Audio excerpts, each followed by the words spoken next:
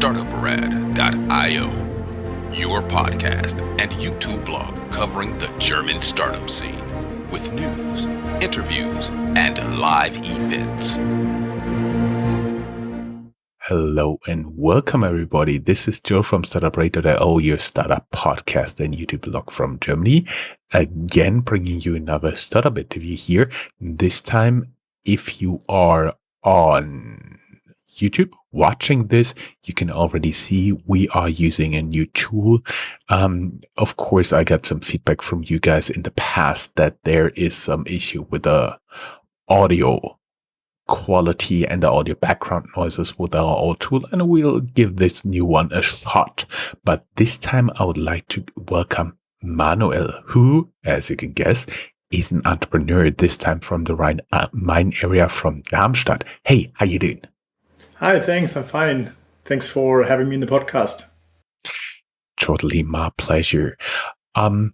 We are talking because, of course, you are the founder of a startup. But first, as we usually do, let us have a little bit of look into what you have been doing in the past. And I see you study computer sciences at the University of Darmstadt. Yeah, exactly. So that was not the first part or first start of my journey. I would say everything started for me when I was 12 in 1992. Basically, that was the year when I started to consider I want to become an entrepreneur. I always want to be free and independent, and I thought that the road to becoming a developer would lead me there. And then I started studying, yes. Turned out it was actually the case, but you did not necessarily start straight out as an entrepreneur, even though I can see you're a member of some organizations and you've been a TED speaker. Tell us a little bit what brought you the Entrepreneur of the Year finalist and the TED speaker.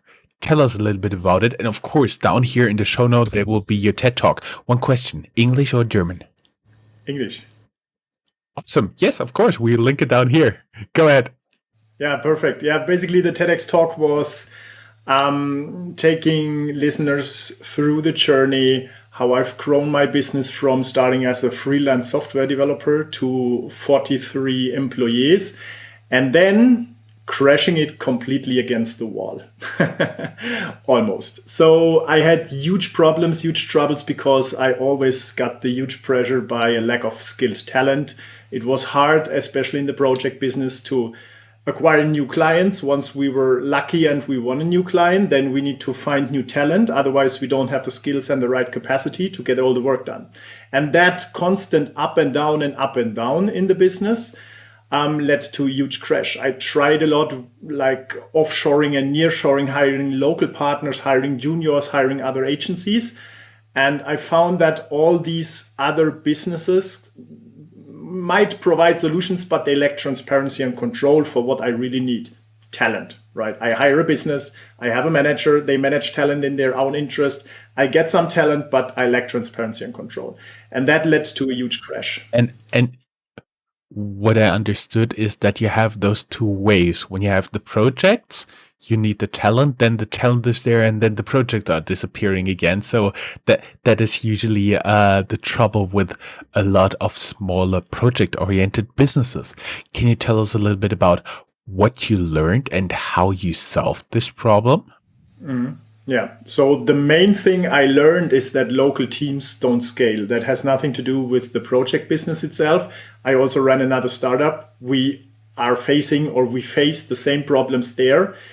Things are getting more and more complex. Technology-driven world gets more complex. Change happens at ever-increasing speed, and it's hard to have the flexibility in the own business, in the own team, to cope with all these dynamics in the market on both sides, clients, maybe also investors, and on the talent side. And what I learned is that I limited myself since years simply by the own belief that work can only be done successfully when I'm in my own office, when I have people constantly around me, so that we can access each other when we need each other, and that we can keep up a constant communication personally. That belief led to the point that I can only hire people with 100 square kilometers around my office. And that is a huge limitation, while the world can be a whole talent pool. Yes, exactly. Plus, I do believe when you're working in agency or project setup, you always have to have clients who want to play around with the newest toys, and then you need the right people who can actually use and code or develop these toys. My understanding is they're computer scientists, and they're the ones who can do Java, they're the ones who can do Python, and so on and so forth. So not every developer can do everything. That is usually a problem, and the same holds true, for example, for graphics, for movies, for sound, for whatever. But I totally know where you're getting here. What what was your solution to that? Basically, expanding the talent pool globally. Yeah. I joined many open source communities starting from 2009, like the Drupal community, WordPress community. I was also participating on some Java events. And what I found out there is that there is a lot of talent out there globally that are having all the right skills that I need, that I desperately miss right now. It's not only about developing, right? It's also about managing UX design, DevOps, graphic design. All these complex parts require specific skills. And the all-rounders that do everything on an expert level, they simply don't exist. Or if they exist, they create a huge dependency. So what I did is when I joined these conferences, I talked to these people, and some were freelancers. So I thought, okay, why not give it a try? Why not start working with these people that I never met just on this exhibition and work with them remotely? That started in 2012. But that was so strange that I always traveled into their country, into their city, and met them for 1 week to learn about them like for a week. Because that is how I thought I can build trust. And that helped me to build trust, but that is not proof for the skills of the person. So I started working with them. I got some okay results, and the most important thing, it gave me confidence that somehow it must work. I just need to figure it out. Because the local limitation of talent is what restricts me most. And there is a new door open because talent is available, right? There are more than 300 talent platforms out there where you can hire remote talent. The question is, why are people not taking this advantage? And the answer I found is because they mistrust. They have no idea whom to hire, which skills exactly they need. They are afraid of different cultures, don't know how to lead them properly. Time zones add a huge complexity in their belief. And all the legal restrictions like GDPR make it easy to say that won't work because of GDPR, I stay where I am. So trying that over and over again, I figured out that the one simple missing piece in my business that would fix that is a digital leadership system. Sounds abstract, but what that is very concrete is a digital leadership system provides, first of all, very clear components in your business that build the system instead of just having people. That means you have properly defined role descriptions, not the abstract thing that we see on all the job portals. We need a highly passionate developer that can do management and is so blah, blah, blah, top level bullshit. Nobody understands that. And it's not relevant for the business. You need to have the right skills with the right responsibility, with the experience you need, and you need to lead the person based on results, not based on availability. That's what we did in the office, right? Leading on results means you need to know the results that you want from a person. I'm not telling about micromanagement, telling the person what to do. I'm telling about providing leadership, meaning which direction is the business developing towards, what matters in terms of objectives, what are the key results, and then break it down to teams and roles. Once you identified the proper objective of every team, you can identify the objectives of an individual, the role, and then you can hire people that exactly fit into this role, have all the skills, like to do the job because they know what they need to do to be successful in your job. And then your business becomes a leadership system for both clients and people working with you. And that brings alignment using technology to make it more efficient. And that gets you better results. That's what I found out. And then you can get results individually from long-term relationships that you might have with people working with you. I had two thoughts when you were talking. People who don't see the video recording notice I've smiled and nodded quite frequently. First thing, when you visited this remote talent in your first step, when you try to build trust, what was like a hidden gem, a very nice place nobody talks about that you learned about in this in those travels? What I learned in these travels, you mean? That's the question? Yeah, a nice place you've seen there, location you could recommend to visit, at least for a city trip for a weekend, Yeah. nobody else is aware of. I like the small towns and villages in Ukraine and Russia, especially. That's what fascinated me most. But it also fascinated me that it's getting 25 to minus 30 degrees at night. And if you have no idea where to go there, and if you can't even read their signs because I don't speak the language and I don't know these signs, I lost a lot of orientation, and that felt sometimes very strange. Yeah, but still exciting. It's an adventure. We have a lot of people not from Europe and that are still, I'm talking about Americans, on the Fahrenheit system. And he's talking minus 25 degrees Celsius is minus 13 degrees Fahrenheit. So freaking Yeah. cold. And second thought I had when you were talking is um, what usually happened to me in project work was that the morning and the early afternoon was pretty easy because nobody did like the decisions and all that stuff.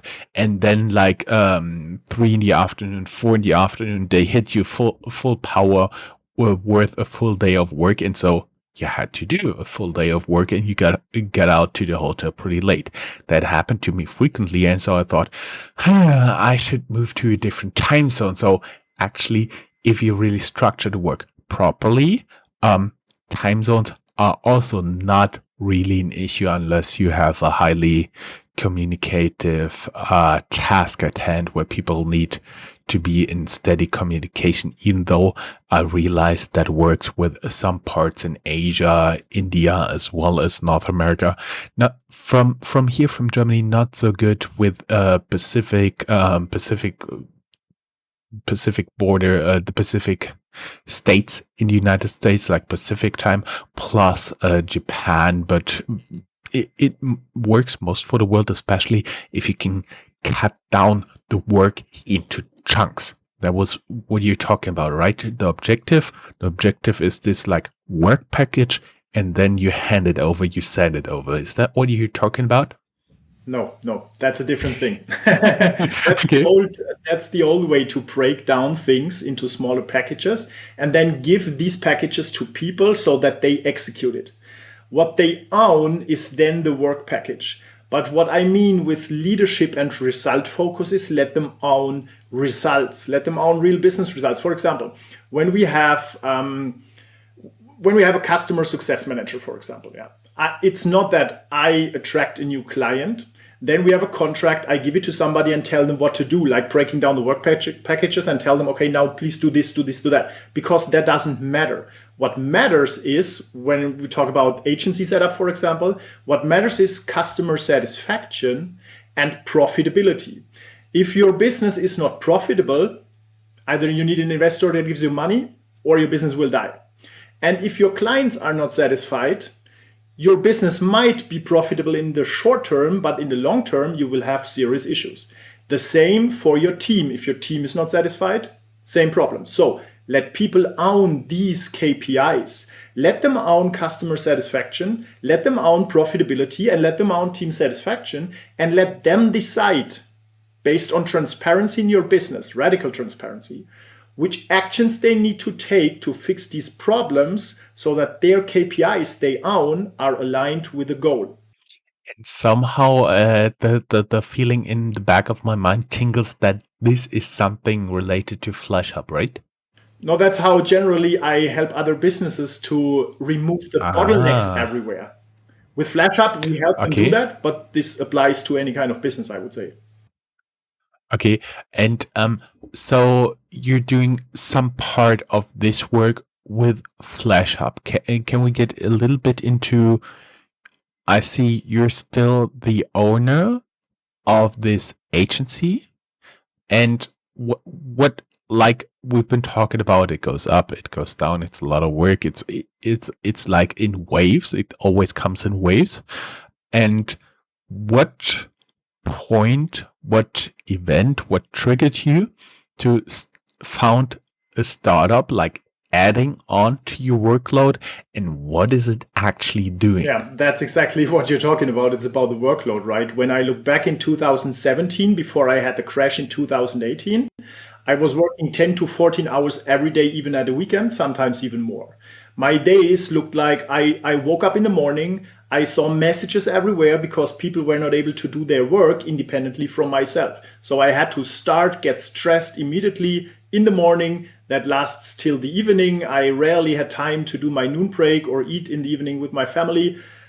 That was not the life I always wanted when I became an entrepreneur, because I always wanted to become free and independent and live a life of self-determination and do something meaningful. But to be honest, till 2018, I didn't have that. I was just pushing people, had high dependencies on a few important clients and a few important employees, and I was always in the middle. That created huge pressure. And triggered by a crash that you can see in the TEDx talk, I figured out that that all these problems are basically self-made, because everyone depends on me. Means if I grow the business, I just grow my problems. The problems just get bigger because more people depend on me and I become a bigger bottleneck. So I turned that around. And saw myself not as the boss telling everyone what to do, but as the person providing a system. I call that the digital leadership system, that brings transparency about goals and progress to everyone, provides coaching, tools, and leadership basically to people so that they can run the business independently from me while I just support that. That moved me out of being the bottleneck, and as a result, our revenues increased by 70%. We are heading like the 4.5 million. And my workload reduced to only 2 hours per day.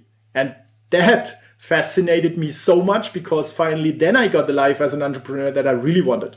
And I wanted to help other entrepreneurs to achieve the same. That's why I founded FlashUp.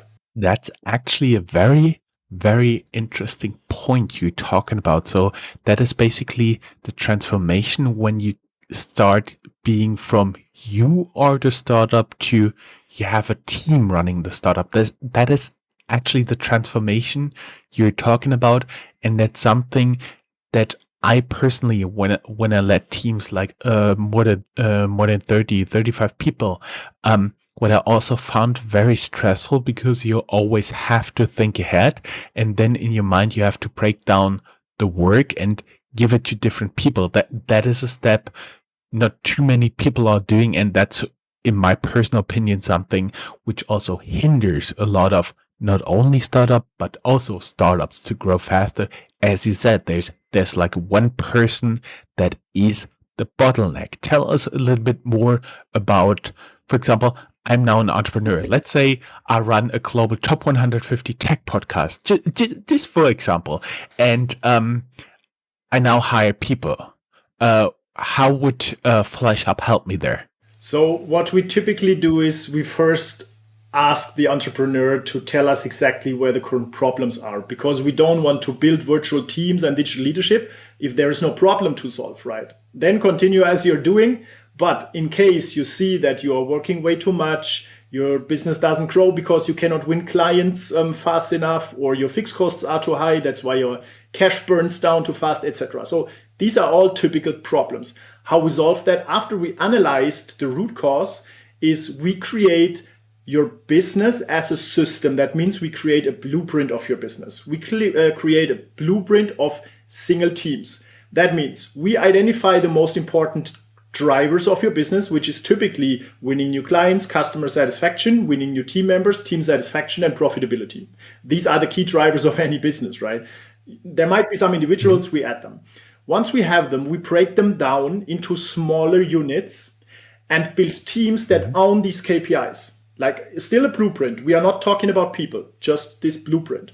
Then we break it down into roles in that team and assign proper skills, proper purpose per role and proper experiences the person needs to bring to own this role and to work in the team to deliver the result the team needs to deliver so that the business reaches its goal and delivers the results to its clients. So that's what we do. That's the overall blueprint. We start moving away the business from the business owner and build a system that you can manage instead of you being the system. That is the main goal. Based on that, we define core processes. We build templates and checklists so that knowledge is persistent in your business and it stays persistent while you work. That means we establish structured communication instead of 10 hours meetings every day.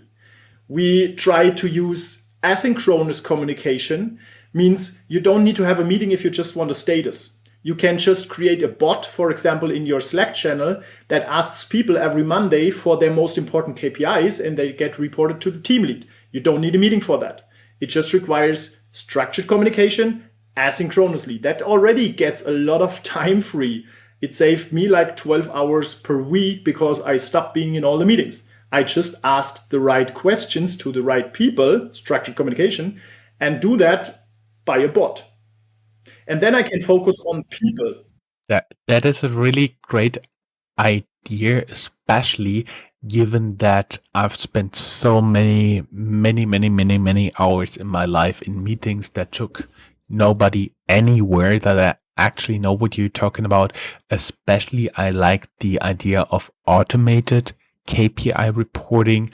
That is something a lot of people should do, especially in very tight projects, like times of budget, times of men or women power. But also, of course, a startup is also a project, but people don't use the time properly and they run from one meeting to another. Of course, you do have a little bit bigger workload, still big workload when you're setting the system up, but when it runs smooth one day, it's really amazing. It's really simple, right? You That's what you're talking about. Take the time, set up a system, and then work in the system. Because what I also see is there are zillions of great systems out there, but you actually have to fill them with life. You have to live it. That's the main point. It's all there. Right? It's all available. It's not about knowledge. You go to Google, you Google, you go to YouTube, you search there, you get all the knowledge. The question is just the leadership to put the right knowledge at the right place for your right goals together.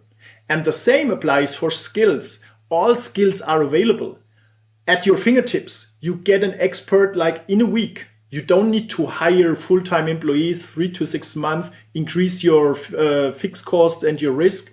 That's all not necessary. It just requires leadership to put all these components together. That's it. What I found very interesting when you talk about you don't have to hire full-time employees, but also a company only consisting of the founder plus only hired guns will also not scale. Where's the golden cut? Can you talk a little bit about that? Where you need full-time employees and where you need the specialists. Personally, I think for project work, for agencies like you run, it's pretty simple because it's based on project. But the entrepreneur out there who's listening to this, can you give them at least some heuristics, some general rules on how to start deciding this? Of course. So what you described is the general belief. And the belief behind that is freelancers leave faster. Freelancers just tell what you do. Freelancers are not reliable and freelancers are more expensive. That's what I hear very often. That is a belief that might be backed by experience, but very often it's just a belief that you took over from somebody else. So how I see this, it really doesn't matter if the contract is a full employment contract or a freelance contract. From my experience, also full-time employees can leave within the first 3 months. And also full-time employees cannot be available. And also full-time employees have other work than the one kind of work you want them to do right now. These are all the same problems that people fear, but they think it's solved if they have a full-time employee. It's not solved. The problems are all the same. Even worse, you need to utilize a full-time employee with paid work. Otherwise, you have the costs but no revenue. That means your business makes a loss. So ignoring the type of contract you have and focusing on the leadership, on the goals you want the person to reach and the skills the person needs to be able to reach these goals. And then you can talk about other KPIs that are important, for example, availability. And it can be a huge benefit if people are living in another time zone, because then you get the input once you wake up in the morning as they were productive at night. You can ensure 24/7 availability while having 3 different time zones with people that just shake hands when they go to bed, right? And then you have higher availability. So seeing that flexibility as a big opportunity instead of a threat is one shift in your mind that you could take. And look, my business is operated by only 12 employees, but over 150 freelancers in 67 countries. And no, they are not doing projects. Maybe 70 do projects. The others are my accounting team, freelancers, right? They are my HR team, freelancers. They moved my whole infrastructure into the cloud and give our clients and our team support, all freelancers. My COO that cares about all the operations is a freelancer. My marketing team are freelancers. My sales team gets supported by freelancers. It's all freelancers. We even did interior design of an office with freelancers where they hired the local construction company and even did the acceptance with a webcam. It's a wrong belief. It's a false belief that you think that freelancers cannot build a business and grow and run a business. Just a question, how do you lead them? And most importantly, how do you align their interest with the interest of your business? And that is also relevant for employees, but very often ignored. That leads to conflicts. I see.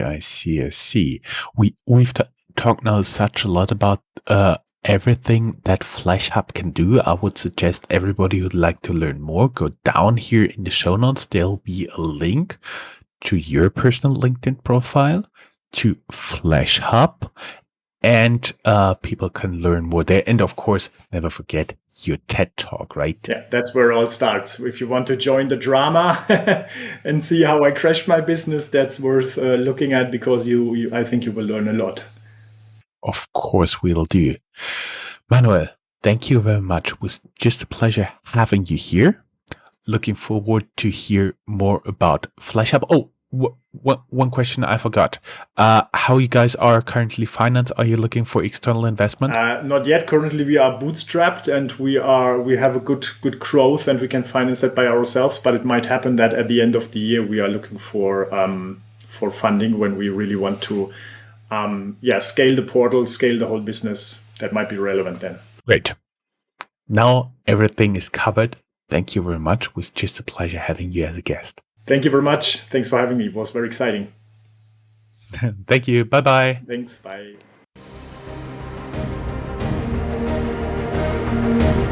That's all, folks. Find more news, streams, events, and interviews at www.startuprad.io. Remember, sharing is caring.